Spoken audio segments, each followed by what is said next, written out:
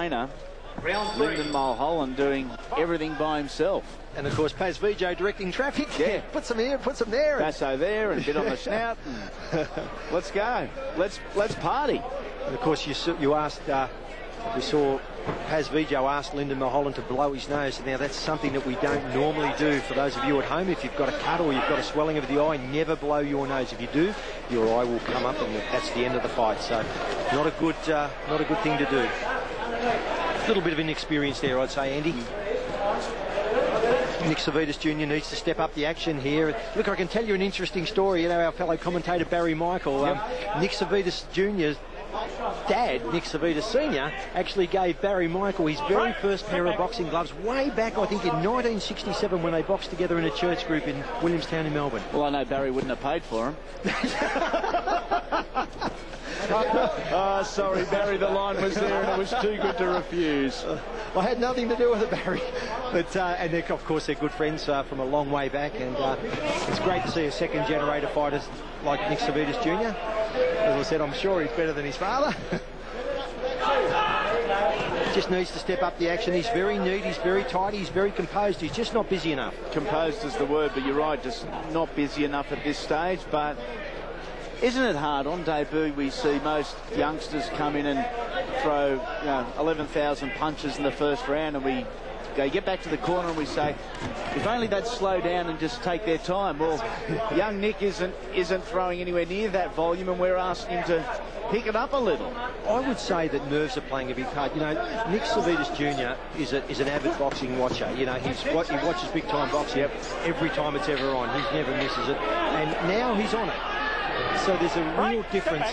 Yep. And of course, we're only boxing 2-minute rounds here for his debut, so you know you don't have a lot of time to get your work done. But that was a better round for Savidis Jr.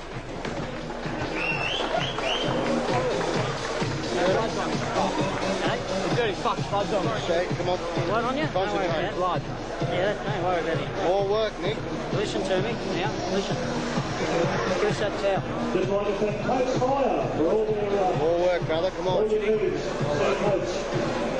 your right hand a bit more and get up a bit closer and jam it in there now. Right, straight, right hook.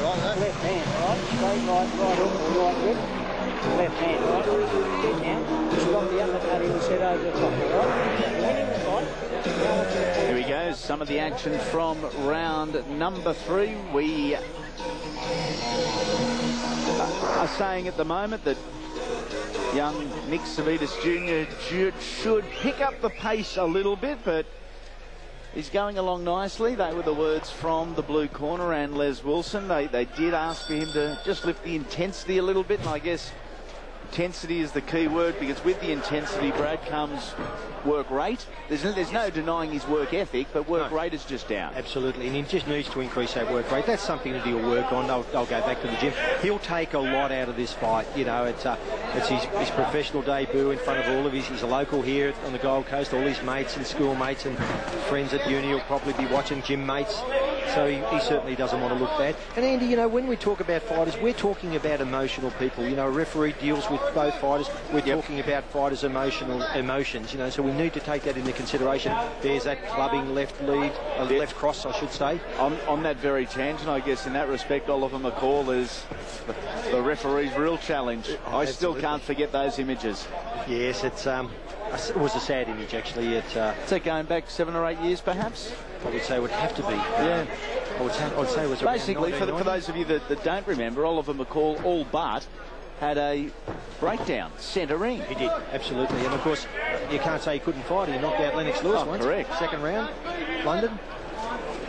So, and of course, you know, little things happen. Lots of things go through fighters' minds when they're in there.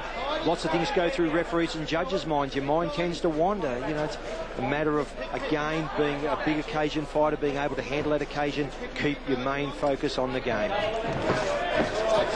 Paz just having a go. He needs to get with Nick. He wants to get Nick down into the gutter. He wants to get down and dirty with Nick Savidis. He doesn't want to get outboxed by him.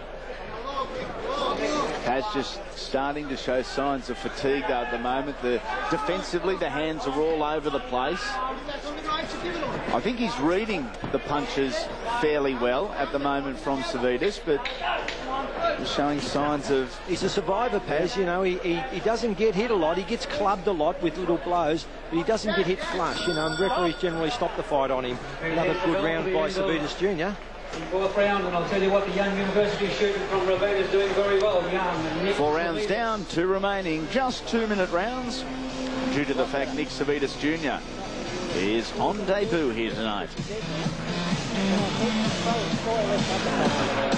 sure you get the fight under. They're doing very, very well. Boxing in this fight. Mate, the hardest thing in the world to do is fight a bloke who doesn't want to fight. You're doing very well. Be smart. Right? Ready to win the fight. Be smart and box. Getting tired. No, 5th round. I want you to push yourself up now. 2-minute round. You know, you're a professional fighter. Okay, let's go. Work and work. Push yourself up. Nothing serious. Interesting analysis there from Leslie Wilson as we have a look at some of the action from 4. He said the hardest thing to do is fight a bloke that doesn't want to be there. Do you agree or do you disagree? No, I agree immensely, because, you know, if you've got a fighter that doesn't want to stand there and fight, you need someone to fight. You've got to hit someone. So if you've got a fighter that doesn't want to be hit, he's extremely hard to hit. And it's a matter of making someone fight your fight. My unofficial scorecard, I have 40 to 37 in favour of Nick Savidis Jr. on his professional debut here tonight. That's broken up into the 10 points must system, of course, Brad. 3 10-9 rounds and a shared round. You've got it? Yes, I have. And I thought that Vijo's best round was his second round. I didn't think he had a flurry at the end. I didn't think he did enough to win the round, because, you know, you've got to box for the entirety of the round, whether it be 2 minutes or 3 minutes. You know, you can't pinch the round, as a lot of judges fall into this category. They watch one fighter, and if a fighter has a burst 10 seconds from the... they use that 10-second tapper very effectively, and the judge will give him the round. And, you know, a fighter must fight for 3 minutes of the round, and if he can be consistent with that fight in that round, then he should win the round. And there is this criteria, Andy, to score fights, and if you stick to that criteria, you won't make it. There's no reason why you should make a mistake. Again, Savidis Jr. just hasn't really accelerated his intensity or his work rate as the corner would have liked, but as Les Wilson did say, he is boxing smart.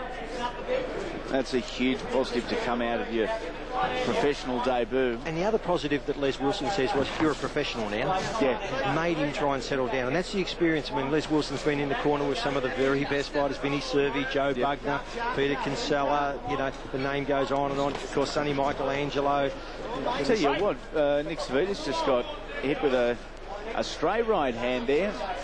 Paz had bent down, was looking the other way. He's unorthodox, but Nick walked into it. He's actually, that right hand's hit him all night. It's actually hit him, and he's going okay this round, Paz. Trying to fight on the back move. He's equally as unorthodox as what Nick is. Thank you. Good work. It's over now. Box the ears off in this round, all right? That's all you got to do. How's it, Bass? Box the ears off, mate. That's what you got to do. Want you to come in. We've only got 2 minutes of work left for these two youngsters, and it's been an awkward but entertaining 10 previous minutes. In the corner with Nick Savidis Jr. Just 18 years of age, and in fact he's just turned 18 this month. Well, Andy, I can tell you that he hasn't had a fight. This is his first fight, I would say, just very close to 3 years. He decided he didn't want to continue as an amateur, took a break to complete his university studies. They were going to send him to New Zealand to turn professional a month ago, and he decided not to. They decided they'd prefer to turn him professional here.